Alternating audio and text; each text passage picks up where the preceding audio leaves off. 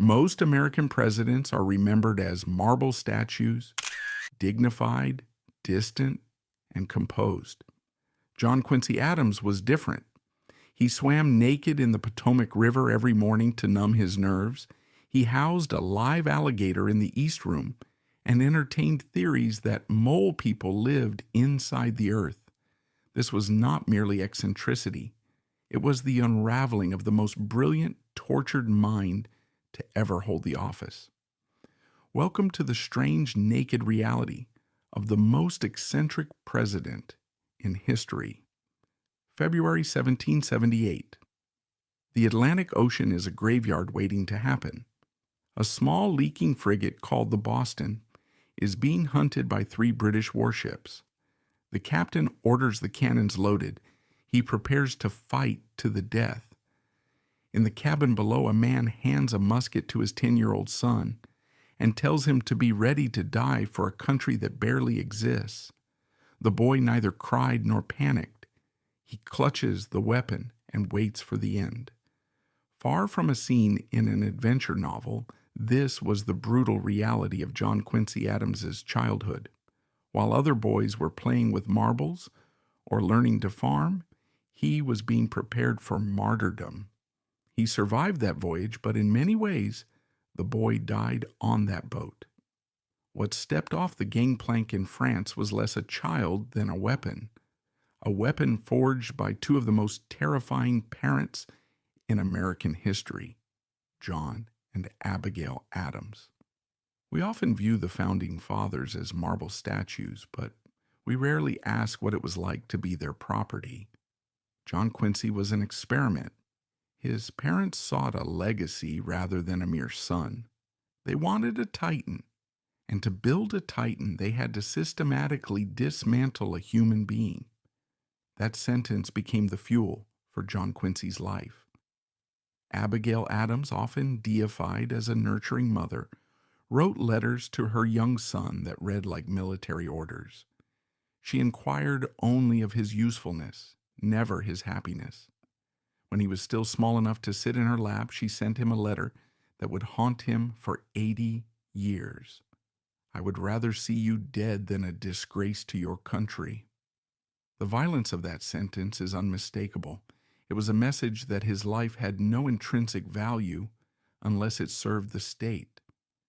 Terror, rather than ambition, became the engine of John Quincy Adams. The terror of being ordinary, the terror of being unloved. By age 12, the programming was complete. His diary from 1779 is not a record of youth. It is a ledger of self-hatred. He cataloged his wasted minutes. He punished himself for sleeping past dawn.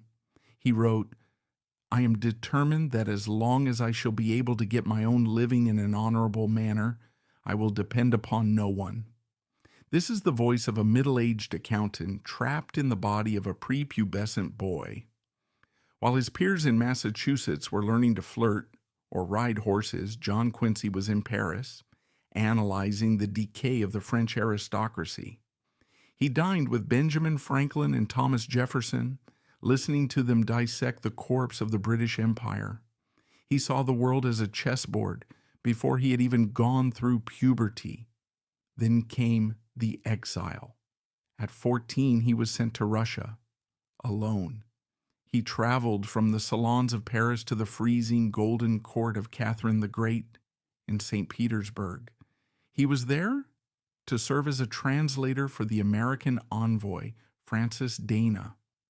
A 14-year-old boy stood shivering in the St. Petersburg winter, fluent in French, debating diplomats who were 3 times his age. He was the smartest person in every room he entered, and he was completely, devastatingly alone. It was here, in the silence of the Russian snow, that the ice entered his soul. He learned that intimacy was dangerous. He learned that allies were temporary. He built a fortress inside his own mind, stocking it with books, languages, and rigid moral codes. He calcified. When he finally returned to America to attend Harvard, he was an alien species. He walked the campus in Cambridge like a visitor from another planet. He found his classmates childish, their concerns trivial. He was arrogant, yes, but it was the arrogance of a veteran surrounded by recruits who had never seen combat. But even a machine has a breaking point. Even John Quincy Adams had a heart. Her name was Mary Fraser. He met her in Newburyport shortly after law school. She was vibrant, she was real, and for the first time in his life, the fog of duty lifted. He fell in love. He wrote poetry, terrible, passionate poetry. He smiled. He began to imagine a life that didn't involve treaties or wars. He planned to propose. He planned to be just a man. The reaction from his family was immediate and brutal. Abigail Adams intervened with the precision of a sniper. She did not attack the girl. She attacked his conscience. She told him that early marriage was the gravesite of ambition. She told him that he did not belong to himself. He belonged to history. His father, the vice president, joined the chorus. They demanded he sacrifice his happiness on the altar of his potential. A rebel would have eloped. A selfish man would have chosen love. John Quincy Adams did neither. He obeyed. He broke off the engagement. He crushed the only spark of pure joy he had ever known because his mother told him it was necessary. It was a psychological amputation. He would eventually marry Louisa Catherine Johnson, but it was a union of duty, not the wild, unscripted passion he felt for Mary. He retreated into work. He wrote brilliant essays. He buried the pain under layers of logic and legal briefs. He tried to settle down as a quiet lawyer in Boston, hoping to escape the crushing gravity of his last name. But the machine was already in motion. In 1794, a letter arrived from Philadelphia. President George Washington had appointed him minister to the Netherlands. He hadn't asked for the job. He didn't want the job.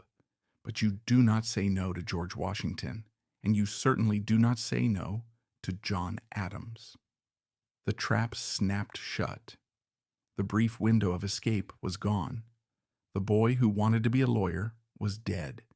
In his place stood the diplomat, cold, brilliant, and utterly detached.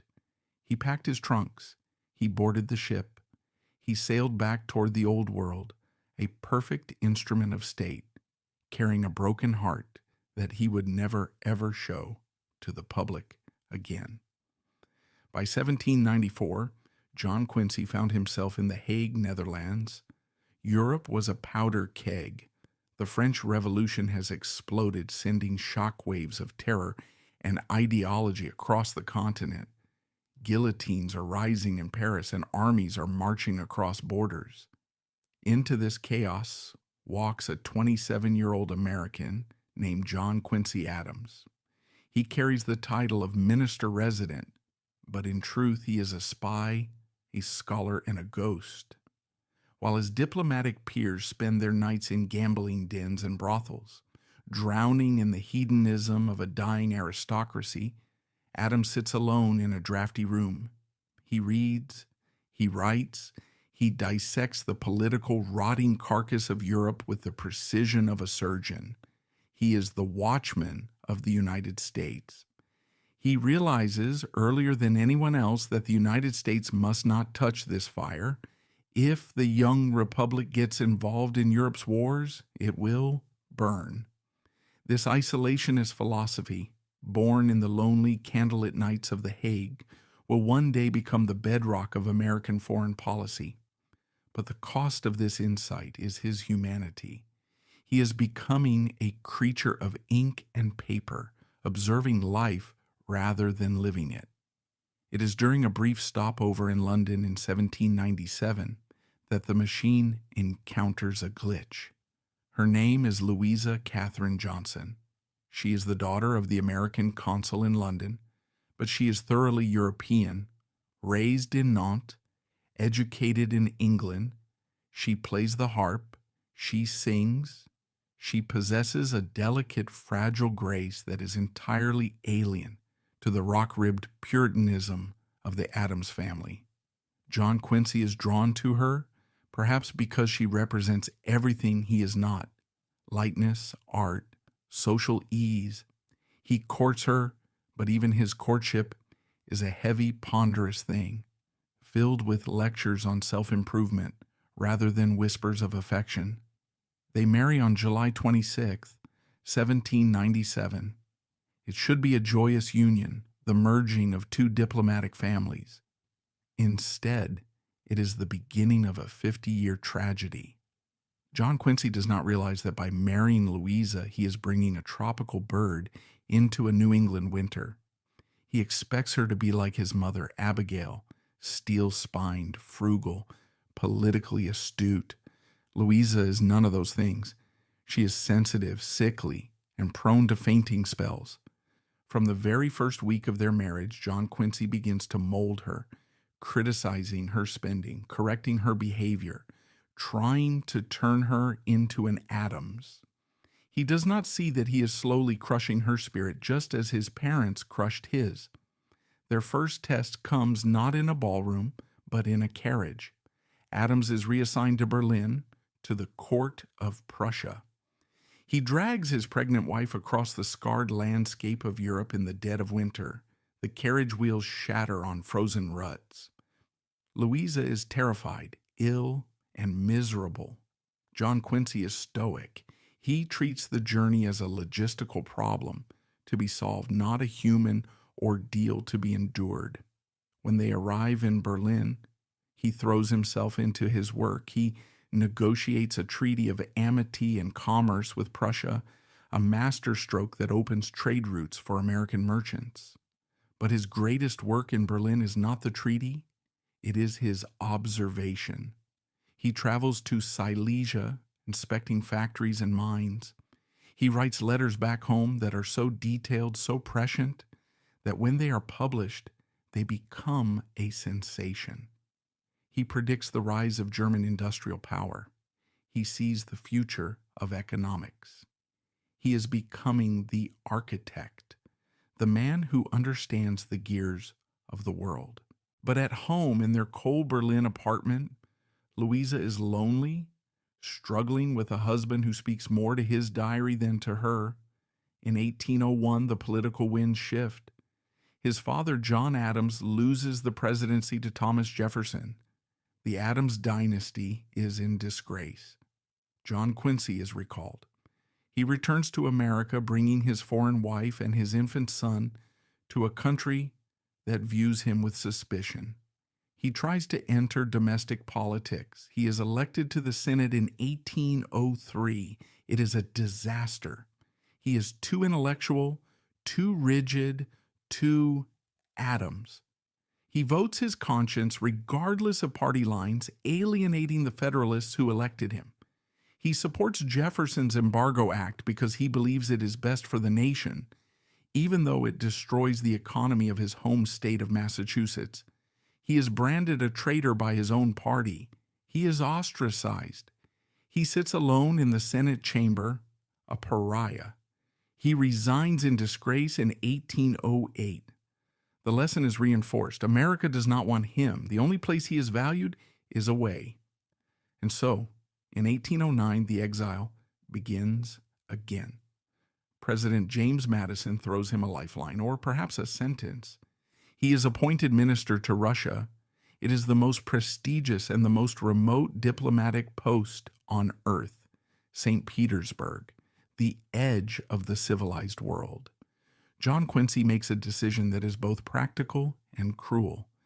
He takes Louisa and their youngest son, Charles, but he leaves his two older boys, George and John, back in Massachusetts to be educated. He separates a mother from her children. Louisa begs to take them. He refuses. The education of an Adams takes precedence over the heart of a mother. She boards the ship weeping. She will not see her sons for 6 years. Those 6 years will break her.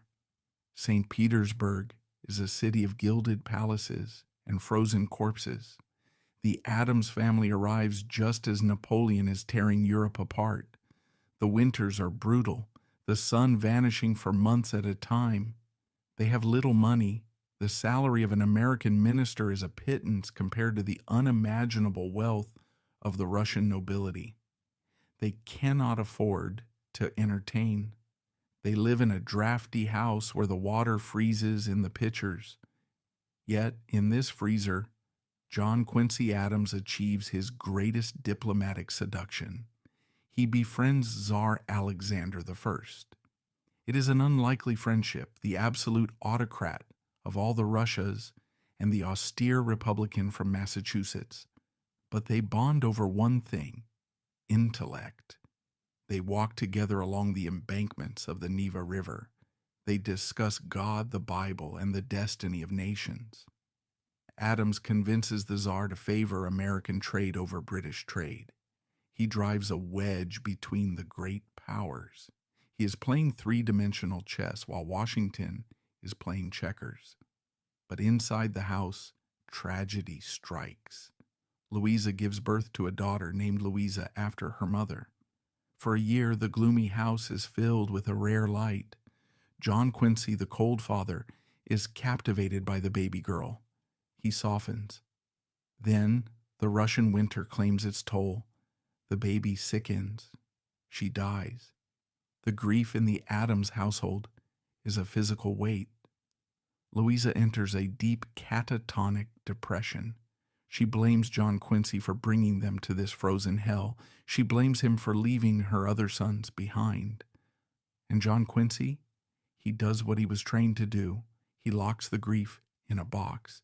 He buries the child in a foreign grave and goes back to work. He writes in his diary, "The Lord gave, and the Lord has taken away." He uses faith as a shield to keep from feeling the agony. He cannot comfort his wife because he cannot access his own pain. The silence between them grows into a chasm. While the Adams family is freezing in Russia, the world catches fire. The War of 1812 breaks out between the United States and Great Britain. It is a stupid, avoidable, disastrous war. The British burn Washington, D.C. to the ground. The White House is a smoking ruin. The American economy collapses. The nation is on the verge of ceasing to exist. The British are triumphant. They hold vast swathes of American territory. They demand surrender.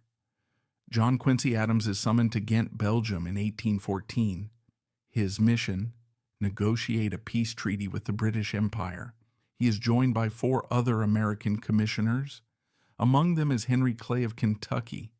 Had a human being been designed specifically to torture John Quincy Adams, the result would have been Henry Clay. Clay is a Westerner, a gambler, a drinker, a womanizer, a man of magnetic charm and loose morals. He plays cards until 4 a.m. He smokes cigars that choke the room. He mocks Adams's rigid schedule. Adams wakes up at 5 a.m. to read his Bible. Clay is just stumbling to bed. They despise each other. The tension in the American delegation is almost as high as the tension with the British.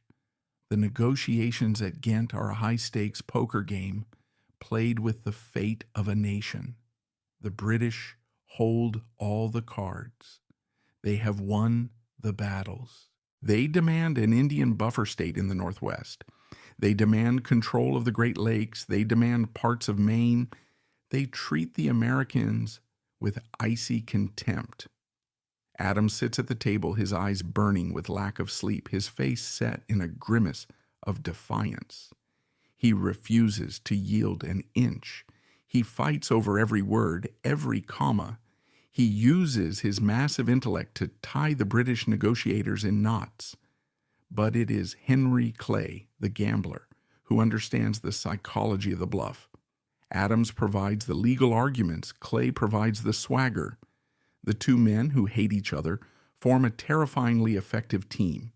They realize the British are tired of war.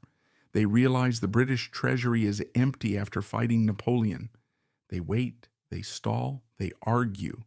December the 24th, 1814, Christmas Eve, the Treaty of Ghent is signed. Against all odds, against all logic, Adams and his team have secured a peace that gives away nothing. No territory lost, no rights surrendered. It is a miracle. Adams writes to his mother, "We have peace." He does not write about the shouting matches with Clay. He does not write about the despair he felt when the news of the burning of Washington arrived. He simply records the duty done. He has saved the Republic. He has proven that the pen can be mightier than the sword, provided the man holding the pen is stubborn enough to never put it down. After the treaty, Adams is sent to London as the minister to Great Britain. It is a victory lap. He is reunited with his two older sons, but the reunion is bittersweet. The boys are strangers to him. They are afraid of him. He quizzes them on their Latin and is disappointed. He does not hug them. He evaluates them.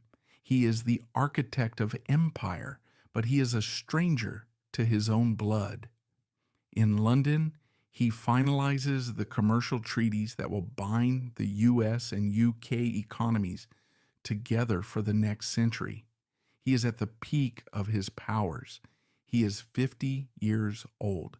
He is the most experienced, most intelligent, most capable diplomat in the Western world. In 1817, a letter arrives from the new president, James Monroe. Adams is summoned home. He is to be the Secretary of State. This is it, the stepping stone to the presidency, the position his father held, the destiny he was bred for. He boards the ship for America. He stands on the deck looking back at Europe. He has spent more of his adult life abroad than at home. He knows the courts of kings better than he knows the farms of Massachusetts. He is returning to a country that is surging with a new chaotic energy, the energy of the frontier, of Jacksonian democracy, of unwashed masses demanding a voice. Adams brings with him a vision of a great power, a continental empire governed by reason, science, and law. He does not realize that the country he is returning to doesn't care about reason. It cares about land, gold, and glory.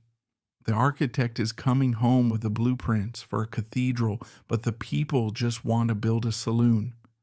As the coastline of America appears on the horizon, John Quincy Adams feels a familiar tightening in his chest. He is successful. He is respected. He is feared. But as he looks at his wife, Louisa, standing silently by the rail, her face a mask of enduring sadness, and at his sons who look at him with wary eyes, he knows the truth. He has conquered the world, but he has lost his home. The machine is operating at maximum efficiency, but the man inside is screaming in a room that no one can hear. He steps off the boat, ready to write the Monroe Doctrine, ready to expand the borders to the Pacific, ready to take the White House. He is ready to fail. In 1817, Washington City was a capital in name only. It is a swamp. It is a humid, mosquito-infested scar carved out of the Maryland wilderness, where pigs roam the unpaved avenues, and the skeletons of half-built government buildings loom like Roman ruins in a malaria fever dream. The British had burned it 3 years prior, and the soot still clings to the stones of the Capitol. It is a city of transient boarding houses, mud that swallows carriage wheels whole, and a social scene fueled by whiskey and ambition. Into this muddy purgatory steps John Quincy Adams. He is 50 years old. He has the resume of a king and the personality of a calculus textbook. He has returned from the courts of Europe to claim his birthright. He is the new Secretary of State. But the America he returns to is not the America he left. The era of good feelings is a lie. It is a veneer of one-party rule covering a cauldron of sectional hatred. The Federalists are dead, leaving only the Republicans, but the Republicans are eating themselves alive. The old guard of the Founding Fathers is dying off. Jefferson is an old man on a mountain. Adams Sr. is a relic in Quincy. A new generation of giants has risen, men who do not care about Latin or protocol. They care about power. And John Quincy Adams, the last Puritan, the man who measures his life in ink and duty, is about to walk into a buzzsaw. For 8 years under President James Monroe, Adams performs a miracle. He is, without question, the greatest Secretary of State in the history of the Republic.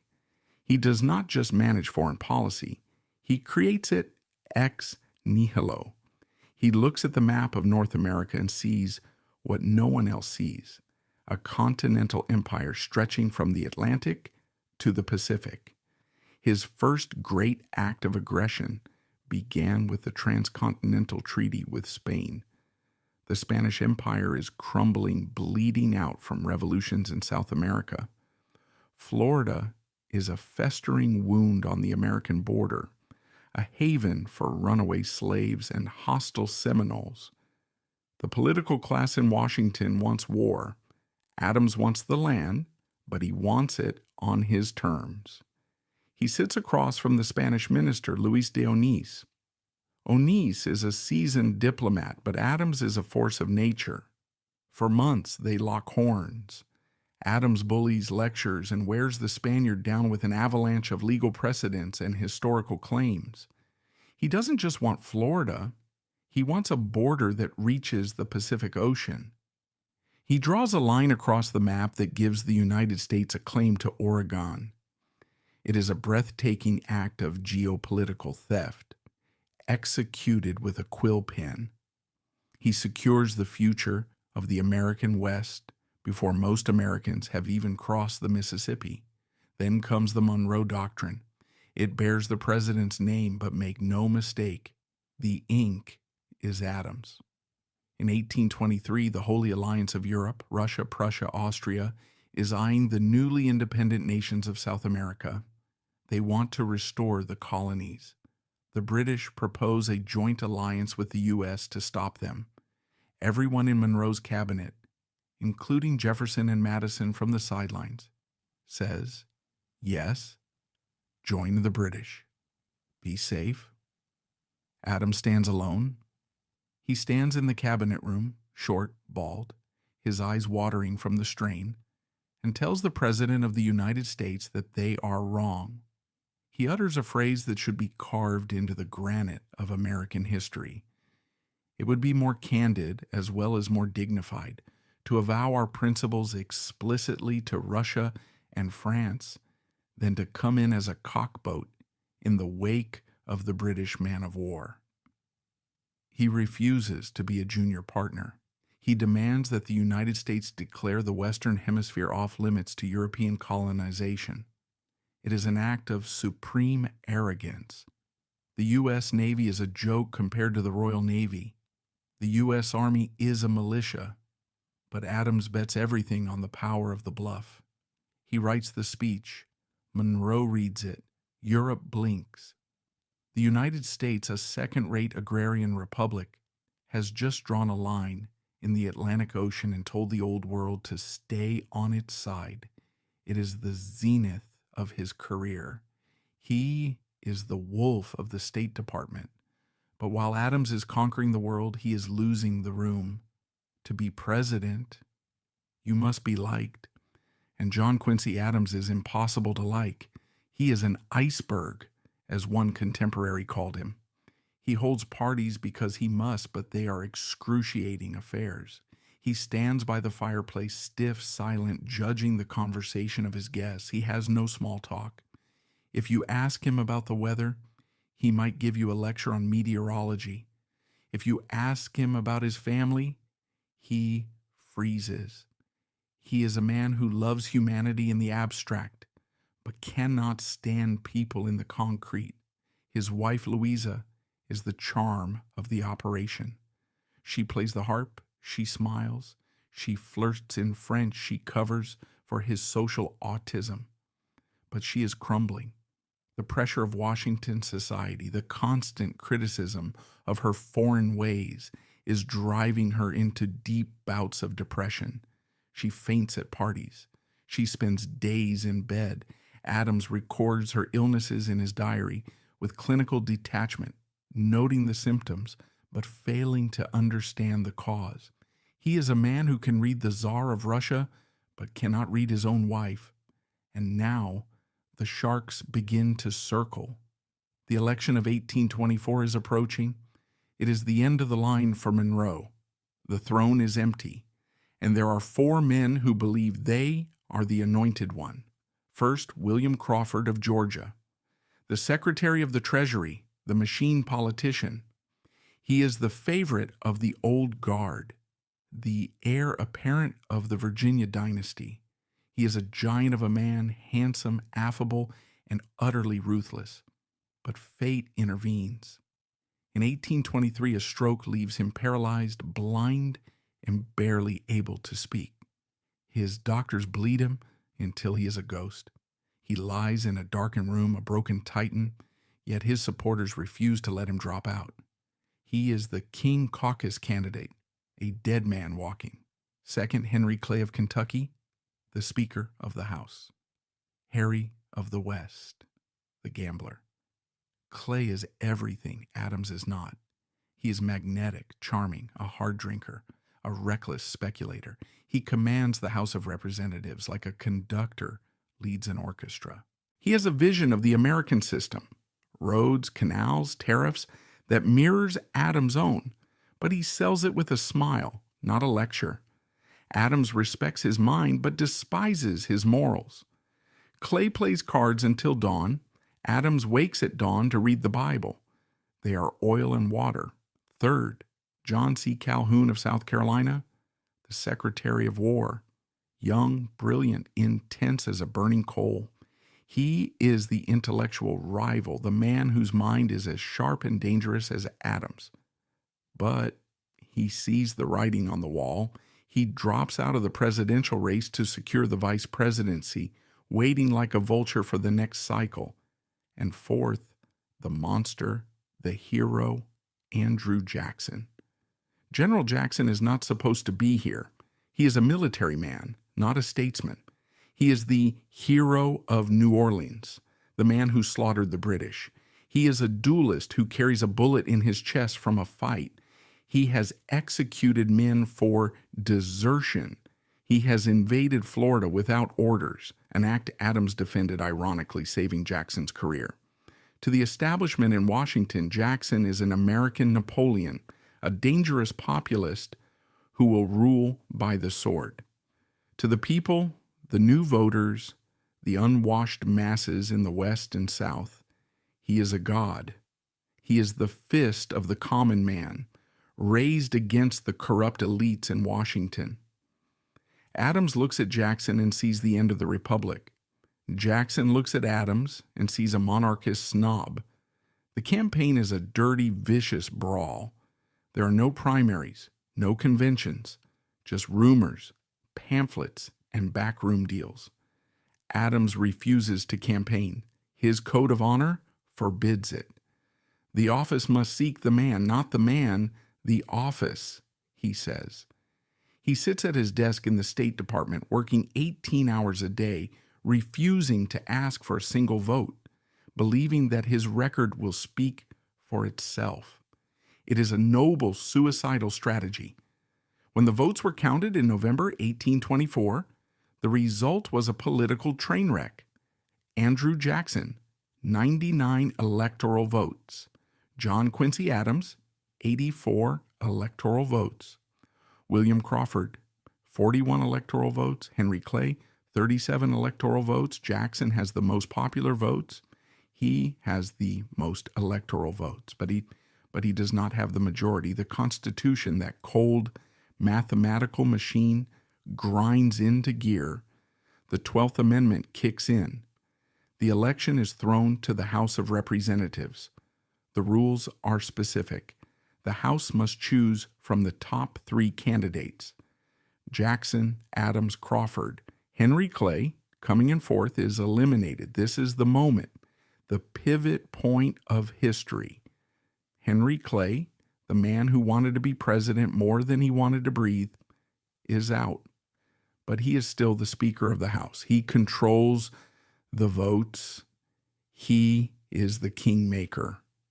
Whoever Henry Clay supports will become the 6th President of the United States. For 1 month, Washington, D.C. becomes a pressure cooker.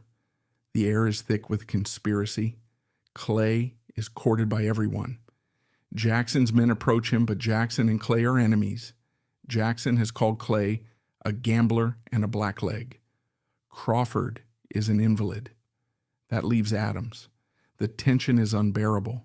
Adams notes in his diary that he is sleeping poorly.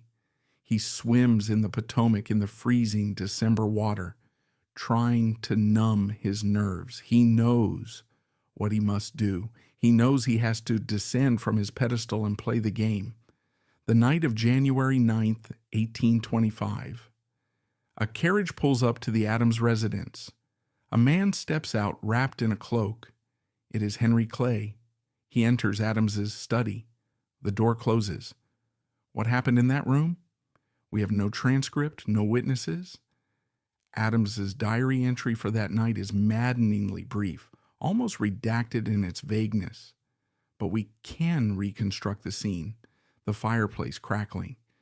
2 brilliant men, exhausted, wary, circling each other. They talk for hours. They discuss the future of the country. They realize that despite their personal differences, their politics are identical. They both want a strong federal government. They both want internal improvements. They both fear Andrew Jackson as a tyrant in the making. And then the unspoken offer, the bargain. It likely wasn't a written contract signed in blood. It didn't need to be. It was a gentleman's understanding. Clay would deliver the house to Adams. In return, Adams would appoint Clay as Secretary of State. Why state? Because in 1825, the Secretary of State is the heir apparent. Jefferson had been state. Madison had been state. Monroe had been state. Adams was state. By giving Clay the State Department, Adams was effectively naming him the next president. It was a cold, calculated political transaction. To Adams, it was a necessary evil to save the Republic from Jackson. To Clay, it was the only path to power. To the rest of the country, it looked like a theft. On February 9th, 1825, the day of the vote arrived. A snowstorm blankets the city. Inside the Capitol, the galleries are packed. The tension is so thick you could choke on it. The voting is by state. 13 states are needed for a majority. Adams has the support of New England. Jackson has the South and West. It all comes down to New York. The New York delegation is split down the middle. If they deadlock, Adams loses. And here, history turns on the trembling hand of a single old man, Stephen Van Rensselaer. He is a billionaire patroon, a devout, anxious man who is terrified of making the wrong decision. He enters the chamber unsure of how to vote. He bows his head in prayer, asking God for a sign. When he opens his eyes, he sees a piece of paper on the floor. It is a ballot with the name John Quincy Adams written on it. He takes it as a divine signal. He casts his vote for Adams. New York swings to Adams. The gavel falls. John Quincy Adams is elected the 6th President of the United States. It is done. He has achieved the dream. He has fulfilled the prophecy of his mother. He has equaled his father. But there is no cheering in the streets. There is only a sullen, stunned silence. When the news reaches Andrew Jackson, the general's face turns a terrifying shade of purple. He roars. He calls Clay the Judas of the West. He calls Adams a usurper who has thwarted the will of the people through backroom corruption. The corrupt bargain becomes the rallying cry of the opposition. It is the birth of the Democratic Party as we know it. It is the beginning of the end for Adams before he has even started. The inauguration on March 4th, 1825, is a funeral. Adams wears a suit of black homespun wool. He looks more like a mourner than a victor. He places his hand not on a Bible, but on a book of constitutional law, a telling detail. He swears his oath to the law, not to the spirit of the nation. He walks into the White House, the house his father was voted out of, the house he has spent his entire life marching toward. He enters the empty, echoing halls. He is the president. He has the title. He has the power.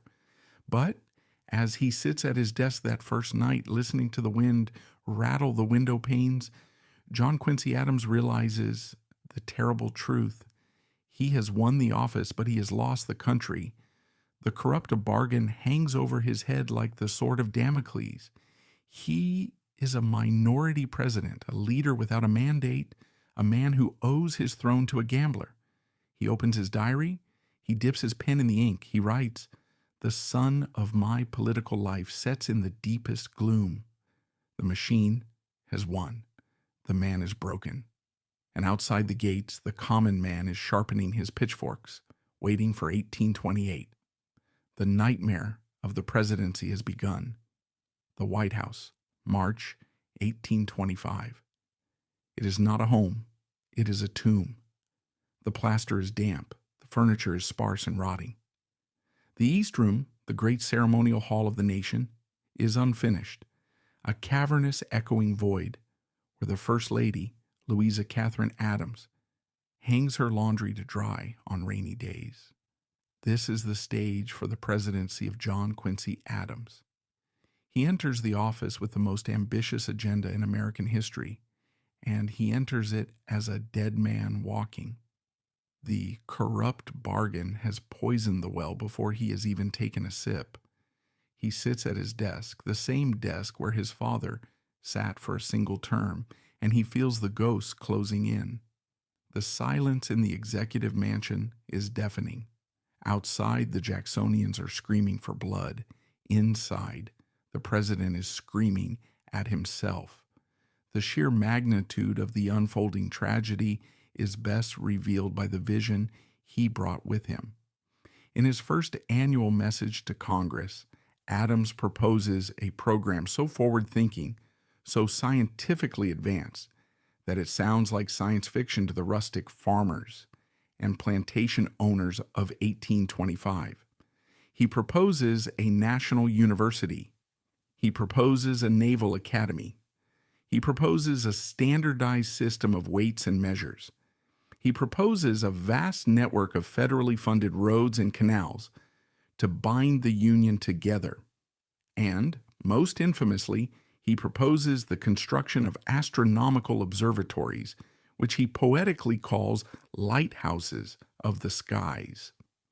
The reaction is catastrophic. Congress does not applaud. They laugh, they sneer. To the Jacksonians, this is not progress. It is tyranny. It is a federal power grab designed to tax the common man to pay for the hobbies of the elite. Lighthouses of the skies? They mock the man is mad. He wants to look at stars while we are trying to grow corn. They block everything, every bill, every appointment, every dime of funding. Adams is paralyzed. He is the smartest man in the hemisphere, holding the most powerful office in the land, and he cannot even hire a secretary without a fight. The presidency becomes a 4-year siege. And this is where the eccentricity begins to fester. This is where the pressure of the office, combined with his own rigid, tortured psychology, begins to crack the porcelain shell of his composure. We see the emergence of the naked president. The legend of John Quincy Adams as a madman begins with a reptile. In the summer of 1825, the Marquis de Lafayette, the aging hero of the American Revolution, returns for a farewell tour. He brings gifts. One of them is a live alligator. It is a bizarre, snapping, prehistoric beast, a creature of the swamp. And where does the President of the United States put it? In the East Room, the same room where his wife dries the laundry. For several months, the alligator lives in a tub in the White House. The story goes that Adams used the beast to terrorize guests, leading them into the room and laughing as they shrieked in horror. This is the myth. The reality is far more depressing. Adams did not use the alligator for pranks. He simply didn't know what else to do with it. He was a man who could negotiate treaties with empires, but could not figure out the logistics of a pet. The alligator became a symbol of his administration, a dangerous, out-of-place creature trapped in a house that wasn't ready for it. The press, fueled by Jackson's attack dogs, spun the story. They painted Adams as a decadent monarchist who turned the people's house into a royal menagerie. They said he was out of touch. They said he was strange. And they were right, but for the wrong reasons. Then came the Mole People. In 1818, a former Army captain named John Cleves Sims Jr. began touring the country with a theory that the Earth was hollow. He believed the planet consisted of 5 concentric spheres, accessible through massive holes at the North and South poles. He believed a race of people lived inside, in a warm subterranean paradise. He wanted funding for an expedition to find the entrance. It was pseudoscience of the highest order. John Quincy Adams, the man of the Enlightenment, should have dismissed it out of hand. But he didn't. He granted Sims an audience. He listened. Why? Because Adams was desperate. He was desperate for a win. He was desperate to advance the cause of science, any science. He didn't necessarily believe in the Mole People, but he believed in exploration. He believed that if the United States sent a naval expedition to the South Pole, they might not find the hole, but they would find something. New islands, new currents, new knowledge. He wanted to be the patron of discovery. The opposition destroyed him for it. They ridiculed him in the newspapers. The president wants to spend your tax dollars to find the Mole People, they screamed. He is looking for voters in the center of the earth because he can't find any on the surface. It was a brutal, effective political assassination. Adams, the man who wanted to build lighthouses of the skies, was dragged down into the mud of the hollow earth. He retreated further into his shell, and then he retreated into the river. The image is indelible. It is the defining visual of his presidency. 5 a.m. The dawn is just breaking over the Potomac. The river is dark, sluggish, and filled with the sewage of the city. A short, stout, bald man, the leader of the free world, walks to the bank near the Tiber Creek inlet. He strips off his clothes, his black coat, his breeches, his silk stockings, and leaves them in a pile on a rock. He is 58 years old. His body is failing him. His eyes are weak. His hands shake, but he dives in. He swims for an hour. He battles the current. He treads water. This is not recreation. It is exorcism. Adams writes in his diary that he swims for his health, to cure the humors and the bile that plague his digestion. But a psychologist would tell you he was swimming to feel something other than the crushing weight of failure. In the water, he was not the minority president. He was not the son of John Adams. He was just a body fighting a current. It was a ritual of purification. He was washing away the filth of Washington politics in the filth of the Washington River. There is a terrifying story from one of these mornings. Adams was swimming with his servant Antoine. The boat they were using began to leak. It filled with water and capsized. The President of the United States, naked and exhausted, was thrown into the deep channel. The boat sank. Antoine managed to swim to shore, but Adams struggled. The current dragged him down. His heavy, waterlogged body began to fail. He gasped for air. His sleeves, he was wearing a loose swimming gown that day, weighing him down. He barely, just barely, managed to claw his way to the bank. He lay there on the mud, panting, half drowned, the sun beating down on his bare skin. He had almost died. The vice president would have taken over. The country would have been thrown into chaos. And what did he do? He got dressed. He walked back to the White House. He sat at his desk. He wrote in his diary, "I returned home quite exhausted and found the sun unfolded." He told no one. He went back to work. The man was indestructible, and yet he was constantly destroying himself. The famous story of Anne Royal, the muck-raking journalist who supposedly sat on his clothes until he gave her an interview, is likely a fabrication, a myth created later to illustrate his vulnerability. But the fact that people believed it tells us everything. The public saw their president as a man exposed, a man stripped of his dignity, a man who was literally naked before his enemies, and his enemies were legion. In 1826, the silence of the White House was broken by a message from Quincy, Massachusetts. His father, the Lion of the Revolution, John Adams, was dying. It was July 4th, the 50th anniversary of the Declaration of Independence. In a coincidence so staggering that it feels like divine intervention, Thomas Jefferson died on the same day, hours earlier. John Adams's last words were, "Thomas Jefferson survives," not knowing his old friend was already gone. John Quincy rushed north, but he arrived too late. The patriarch was dead. The Atlas of Independence had fallen. For any other man, this would be a time of mourning. For John Quincy Adams, it was a moment of terrifying liberation and crushing burden. He was now the head of the family. The voice that had guided him, pushed him, and criticized him for 50 years was silent. He was alone. The corrupt bargain had already delegitimized his presidency, and now the death of the founders seemed to signal the end of an era of virtue.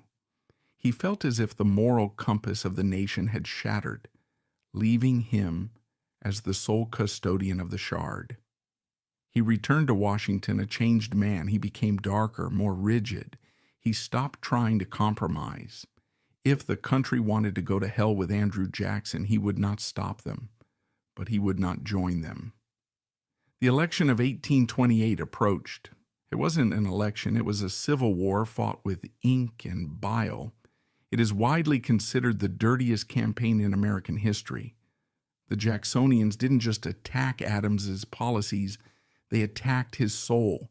They accused him of being a Sabbath breaker for traveling on Sundays.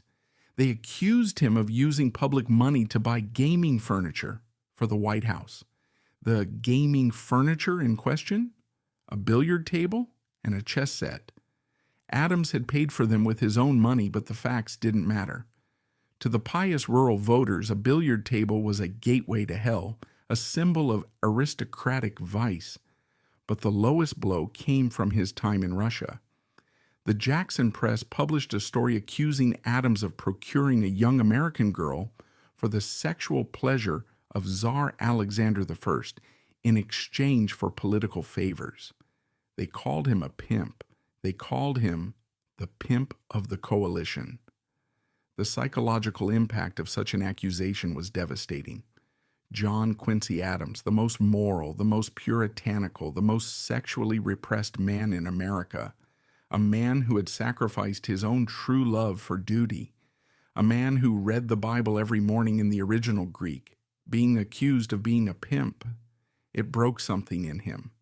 It wasn't just an insult. It was a violation of his identity. Louisa, reading the newspapers in the darkened rooms of the White House, wept until she vomited. The campaign destroyed her health. She wrote, "There is nothing to live for." Adams refused to fight back. He refused to campaign. He refused to dignify the accusations with a response. He believed that the people would see the truth. He believed that virtue was its own defense. He was wrong. November shut 1828. The landslide? Andrew Jackson, 178 electoral votes. John Quincy Adams, 83 electoral votes. It was a slaughter. The people had spoken and they had screamed no. They chose the gambler, the duelist, the executioner. They chose the barbarian. Adams was not just defeated, he was repudiated. The country had looked at his vision of a modern, scientific, industrial empire and spat on it. The last days of his presidency were a slow funeral march. He packed his books. He packed his diary. He packed the billiard table that had caused so much trouble. He walked through the empty rooms of the White House, checking the inventory list. He was leaving the house in better condition than he found it, but he was leaving the country in the hands of a man he considered a dangerous demagogue. On March 3rd, 1829, the day before Jackson's inauguration, John Quincy Adams did something that only his father had done before him. He refused to attend the ceremony. He refused to ride in the carriage with Jackson.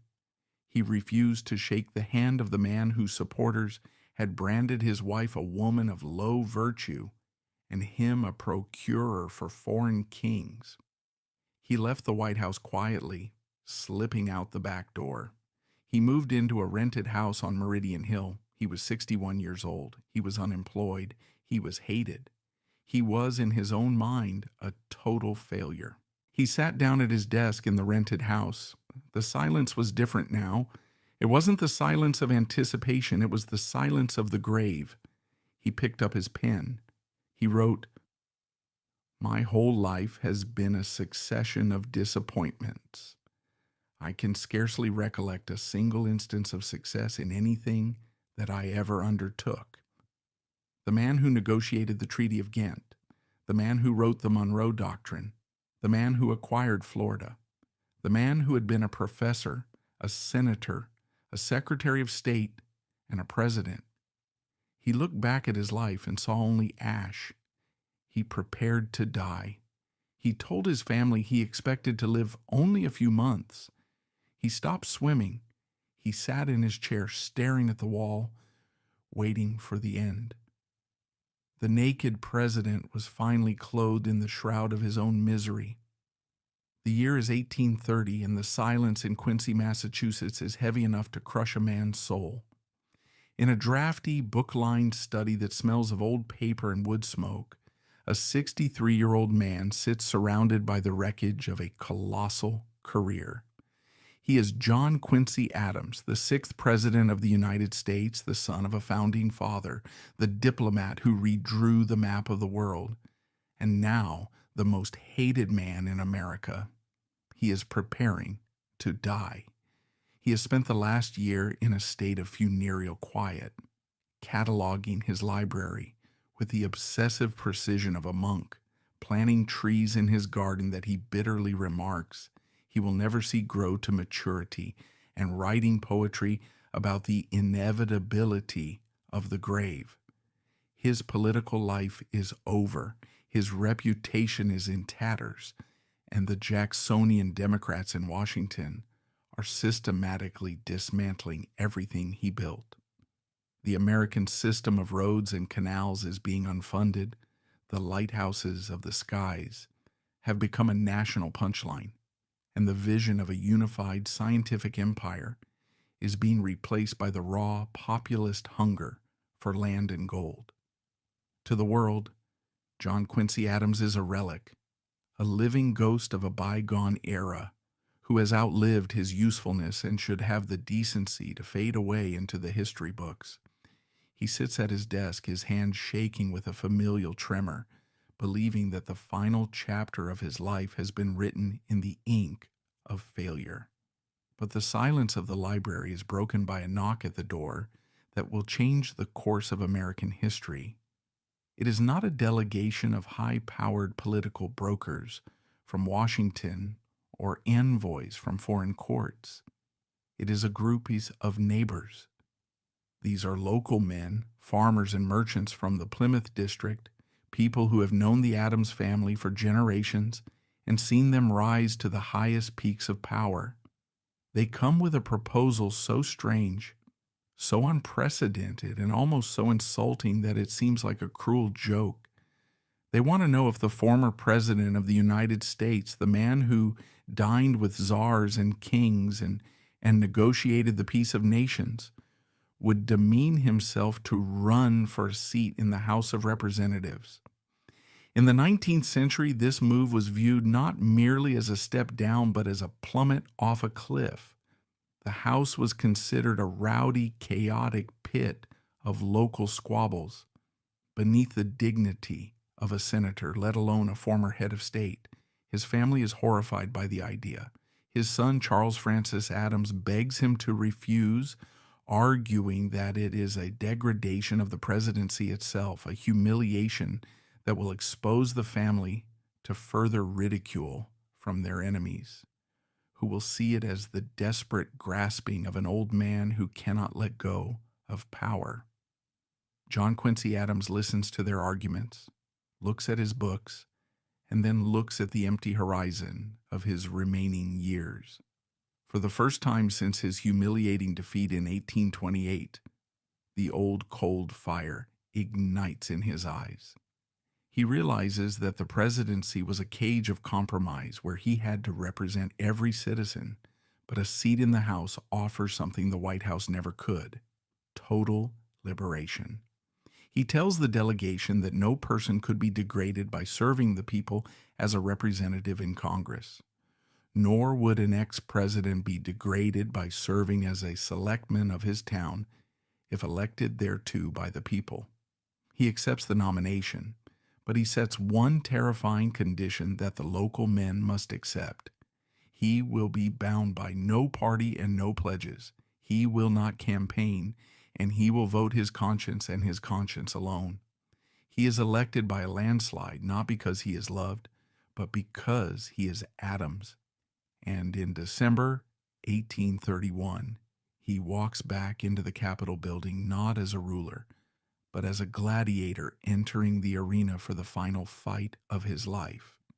The arena he steps into is not a place of civil debate or high-minded philosophy.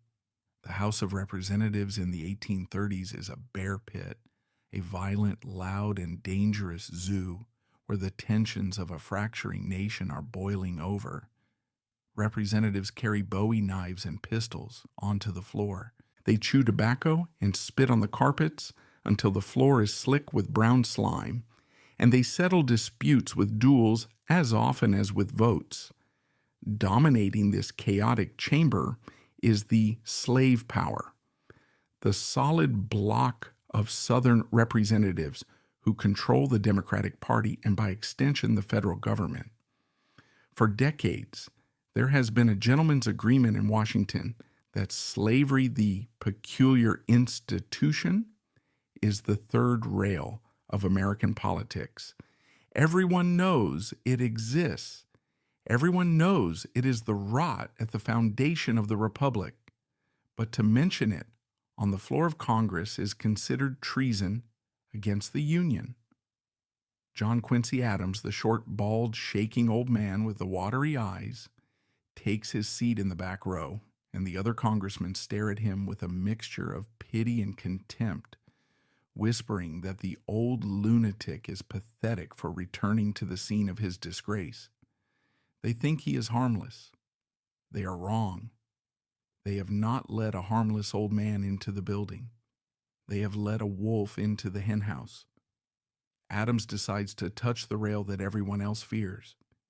He does not start his crusade as a radical abolitionist. He is too much of a constitutionalist for that, but rather as a defender of the First Amendment and the right of petition. The Constitution explicitly states that any citizen can petition the government for a redress of grievances, and the petitions are coming in by the thousands. They come from women's groups in New England, from Quakers, from religious organizations, all praying for the abolition of slavery in the District of Columbia. Most congressmen treat these petitions as nuisance mail, throwing them in the trash or ignoring them completely. Adams reads them. He brings them to the floor. At first it is a trickle. He stands up, his voice trembling with age, and presents a petition from women in Plymouth, only to be shouted down by the Southern representatives who demand he sit down. But Adams doesn't sit down. He has another petition and another and another. The South panics, realizing that if Adams keeps this up, the entire legislative session will be consumed by the one subject they are terrified to discuss. In 1836, they make a fatal mistake. They pass the Pinckney Resolution, infamously known as the gag rule, which mandates that all petitions relating to slavery are to be automatically tabled without being read, printed, or debated.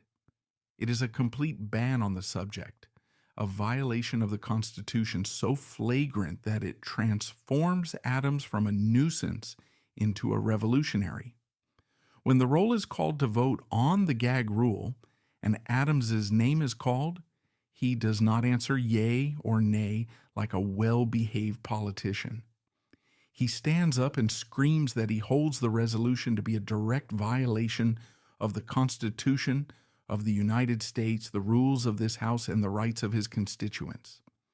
The Speaker screams for order. The Southerners shout him down, but the war has begun. For the next 8 years, Adams wages a one-man guerrilla campaign against the gag rule, becoming the hellhound of abolition. He uses every trick in his vast mental library of parliamentary procedure, exploiting every loophole in the rules. If he is forbidden from reading a petition about slavery, he reads a petition about the rights of man. If they stop that, he reads a petition about the horse trade that just happens to mention slavery in the footnotes. He baits them, he taunts them, he drives the Southern congressmen into fits of apoplectic rage, reveling in the chaos he creates. He is no longer the failed president who couldn't hire a secretary. He is the most dangerous man in Washington. The fury that drove this 60-year-old man was fueled by personal tragedy. In 1829, just as he was leaving the White House in disgrace, his eldest son, George Washington Adams, disappeared. George was the heir, the one Adams had pinned his hopes on, the one he had molded to carry the torch of the dynasty. But George was not a titan. He was a fragile human being who had been crushed by the weight of being an Adams. He was an alcoholic, he was depressed, he had fathered an illegitimate child, and he was terrified of his father's judgment. On a steamboat journey from Providence to New York, George began to hallucinate, hearing the engines talking to him and birds mocking him, and in a fit of delirium, he climbed over the railing and threw himself into the icy waters of the Long Island Sound. His body washed up weeks later. John Quincy Adams was devastated, writing in his diary that he was a man of sorrows and acquainted with grief. He blamed himself. He knew deep down that his coldness, his rigid expectations, his machine-like parenting had destroyed his son just as his parents had tried to destroy him. The guilt is a physical weight that he carries into the house every day. He feels he has failed as a father just as he failed as a president, and he has nothing left to lose. He has no political future to protect, no dynasty to build, no reputation to salvage. All he has is the truth, and he decides to weaponize it. He will atone for his son's death by dying for the sins of the nation. This madness becomes his shield and his sword. The Southern press dubs him the Madman of Massachusetts, claiming he is senile or demonic. A young reporter named Charles Dickens visits the house and describes Adams as a terrifying figure, a man who has no friends and wants none, standing alone, fighting a battle that no one else dares to fight. His behavior on the floor is bizarre and brilliant. He develops a high-pitched, piercing voice that cuts through the din of the chamber, and though his hands shake uncontrollably with a familial tremor, When he speaks, the shaking stops and his hand becomes a rigid claw, pointing accusingly at the slaveholders. He has a photographic memory, recalling votes from 20 years ago to catch his opponents in lies, and quoting the Bible, Shakespeare, and the Constitution in the same breath.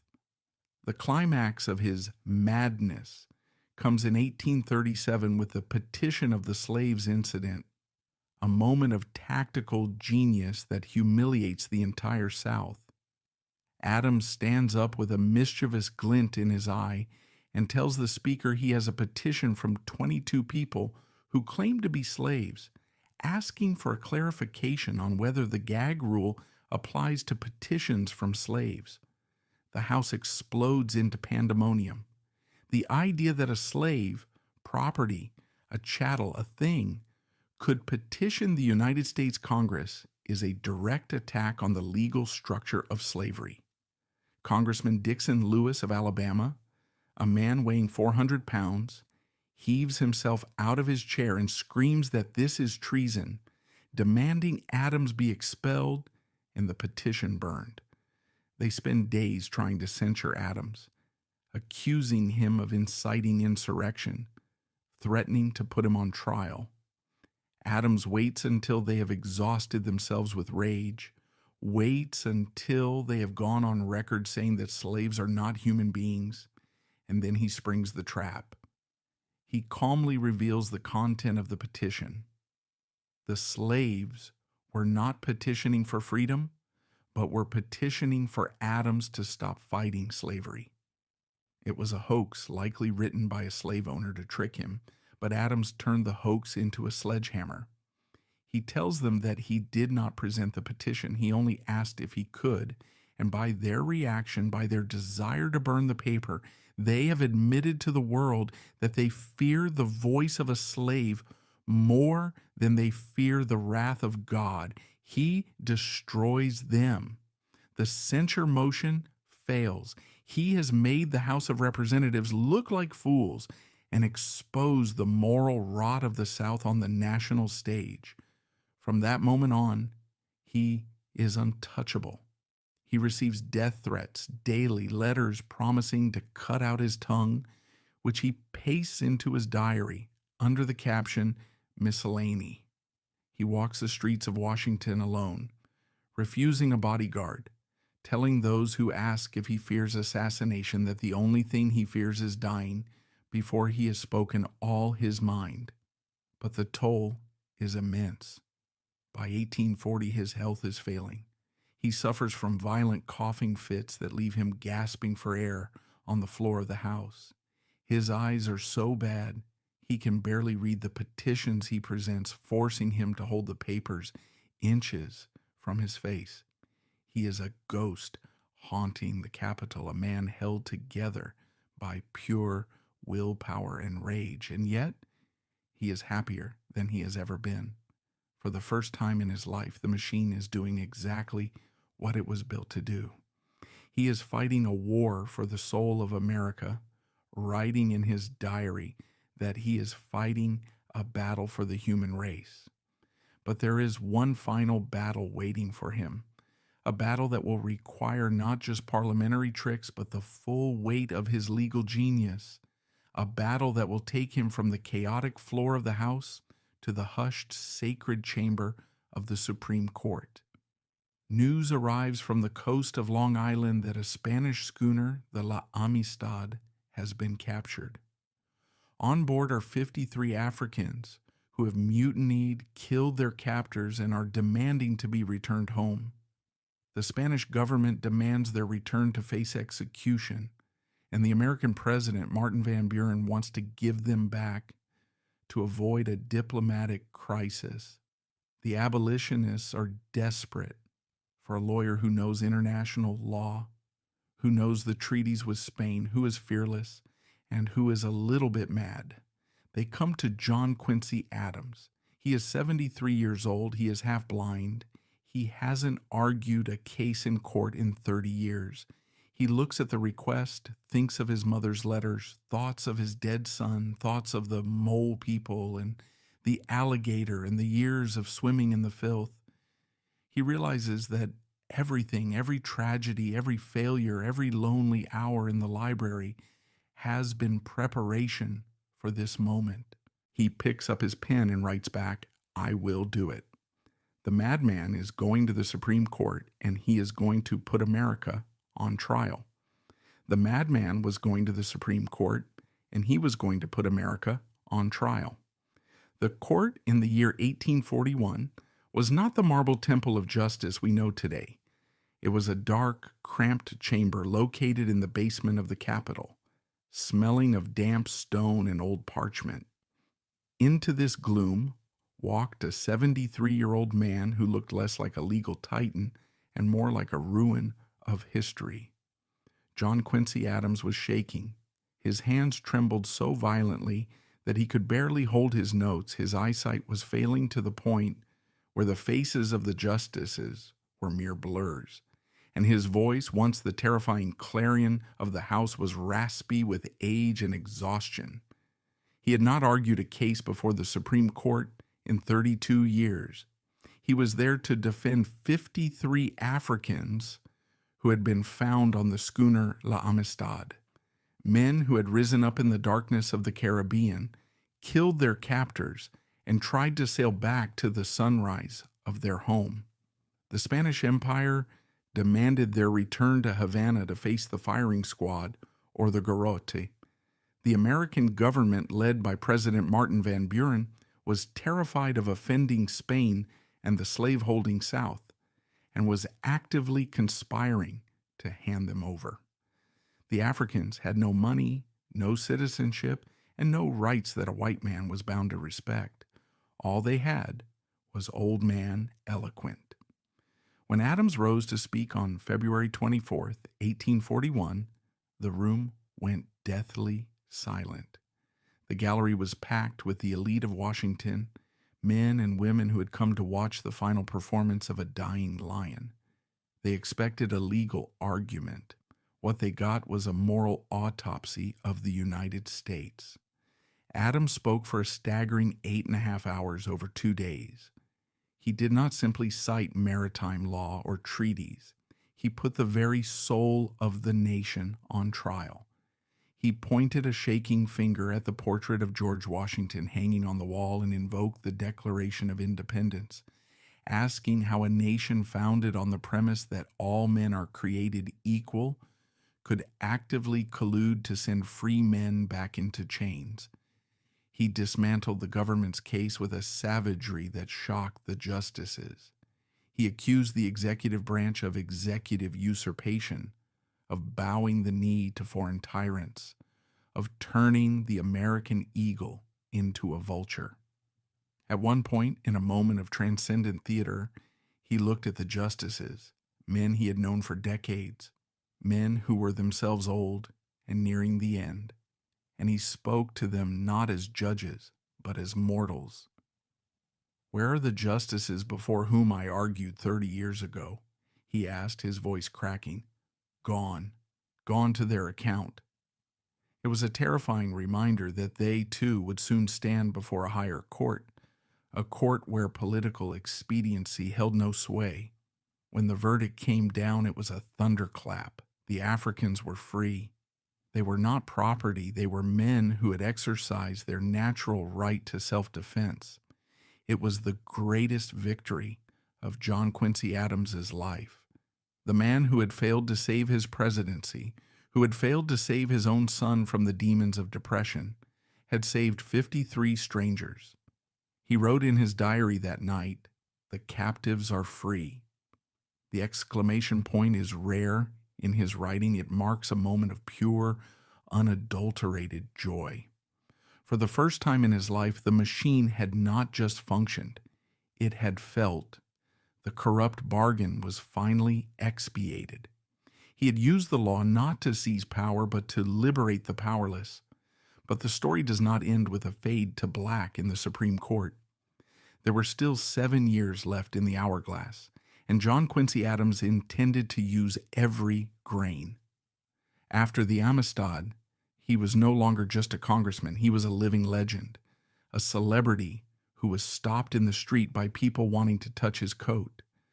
In 1843, he took a journey to the west, to Ohio and New York, and was met by crowds that rivaled those of a rock star. People wept when they saw him. They held up their children to see the Defender. For a man who had spent his entire life believing he was unloved, that he was a social incompetent, incapable of connecting with the masses, this late adulation was bewildering. He didn't trust it. He wrote in his diary that popularity was sweet, but fickle as the wind. He remained the grim guardian, the watchman on the wall who refused to sleep, and the enemy never slept. In 1844, Adams achieved another impossible victory, the repeal of the gag rule. After 8 years of screaming, maneuvering, and enduring death threats, the House finally broke. The southern wall crumbled. The rule was rescinded. Adams had won the right for the people to petition their government. It was a triumph of sheer attrition. He had simply outlasted them. He had been the rock that the waves broke against until the ocean got tired. But even then, he did not rest. A new monster was rising on the horizon, the Mexican-American War. In 1846, President James K. Polk, a protege of Adams's old nemesis Andrew Jackson, manufactured a war with Mexico to seize California in the Southwest. To the rest of the country, it was manifest destiny, a glorious expansion of the American dream. To John Quincy Adams, it was a crime. He saw it clearly as a conspiracy to expand the territory of slavery, to carve new slave states out of conquered land. When the vote for war came to the House floor and the yeas roared like a landslide, a single high-pitched voice cried out, "No!" It was Adams. He was one of only 14 dissenting votes. He was called a traitor. He was called a Mexican sympathizer. He didn't care. He knew that this war would lead inevitably to a civil war. He prophesied it. He told them that they were marching toward a precipice, that the blood of the Mexicans would eventually be paid for with the blood of Americans. He was, as always, right. He was, as always, ignored. By 1848, the physical toll of this 60-year war against the world was undeniable. Adams was 80 years old. He had suffered a minor stroke that had left him with a limp and a slur, but he forced himself to recover. He refused to retire. His family begged him to stop, to spend his final days in the garden at Quincy. He refused. "I shall die in the harness," he told them. The Capitol was his home. The floor of the House was his battlefield. To leave it was to die anyway. He was a creature of the state, manufactured for service, and he would serve until the gears ground to a halt. There is a haunting image from this period, literally. In the 1840s, the new technology of photography, the daguerreotype, was emerging. John Quincy Adams became the first U.S. president to have his photograph taken. Look at those images. You do not see a kindly grandfather. You see a force of nature trapped in a failing body.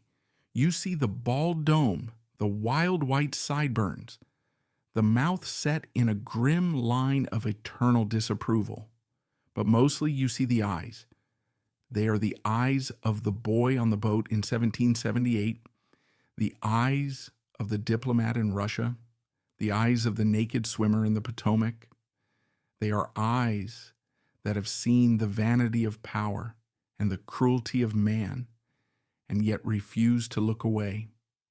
He looks directly at the lens, directly at us across nearly 2 centuries, with a gaze that demands to know if we have kept the Republic. February 21st, 1848, a Monday.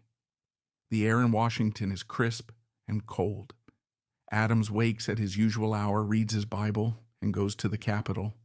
He enters the House chamber.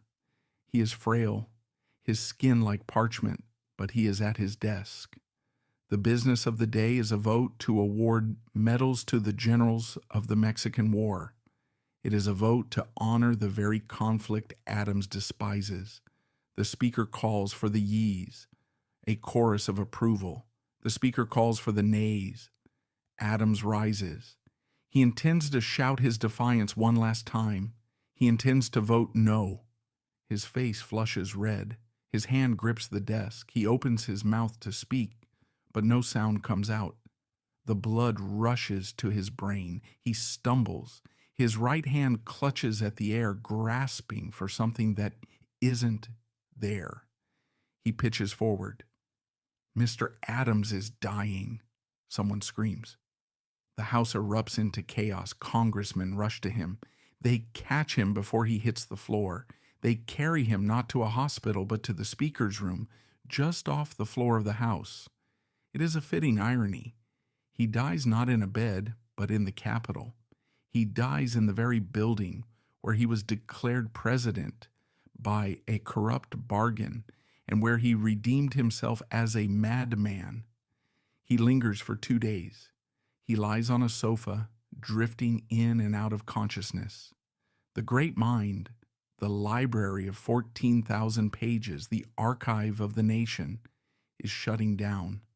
On the evening of February 23rd, he opens his eyes one last time. He looks at the men surrounding him. He whispers, barely audible, "This is the last of earth. I am content. I am content." It is the most shocking thing he ever said. This was a man who was never content. He was a man of misery and gloom, a man who constantly berated himself for not working harder, not being smarter, not being better. Why, at the very end, was he content? Perhaps because the noise finally stopped. Perhaps because the machine could finally power down. Or perhaps because he knew, with the clarity of the dying, that he had won. He had lost the presidency, yes. He had lost the popular vote. He had lost his son, but he had kept his soul. He had carried the torch of the revolution through the dark winter of the Jacksonian era and handed it off to the next generation, to men like Abraham Lincoln, who sat in the back of the house during Adams' final term, watching and learning from the old man. When he died, the silence that fell over the country was profound. Even his enemies, the men who had threatened to cut out his tongue, took off their hats. They realized that a giant had passed. They realized that the madman was actually the only sane person in the room. The final verdict on John Quincy Adams remains complex. If we judge him by the standard metrics of politics, re-election, popularity, legislation passed, he was a failure. He was a one-term president who left office hated and mocked. He was a diplomat who couldn't handle small talk. He was a father who couldn't express love. But if we judge him by the rubric of character, he is a colossus. He is the ultimate refutation of the idea that in America, the people are always right. John Quincy Adams spent his life telling the people they were wrong. He told them they were wrong about slavery. He told them they were wrong about the treatment of Native Americans. He told them they were wrong to fear science and intelligence. He was a mirror that showed the nation its own ugly reflection. And for that, the nation smashed him. He was the last Puritan, a man who believed that leadership was not a popularity contest, but a moral burden. He believed that the presidency was not a prize to be won, but a cross to be carried. His eccentricity, the swimming, the alligator, the temper, was simply the friction of a diamond trying to exist in a world made of mud. History has finally caught up to the naked president. We look back now through the lens of the Civil War that he predicted, through the lens of the civil rights movement that he pioneered, and we see the truth. The ghosts in the White House were not the demons of madness. They were the angels of his better nature, screaming to be heard. The boy on the boat in 1778, clutching his musket in the storm, never put the weapon down. He fought for 70 years. In the end, he didn't conquer the world. He did something much harder. He conquered himself. He leaves us a legacy not of stone, but of conscience, a reminder that sometimes the most patriotic act is to stand alone against the tide and say no.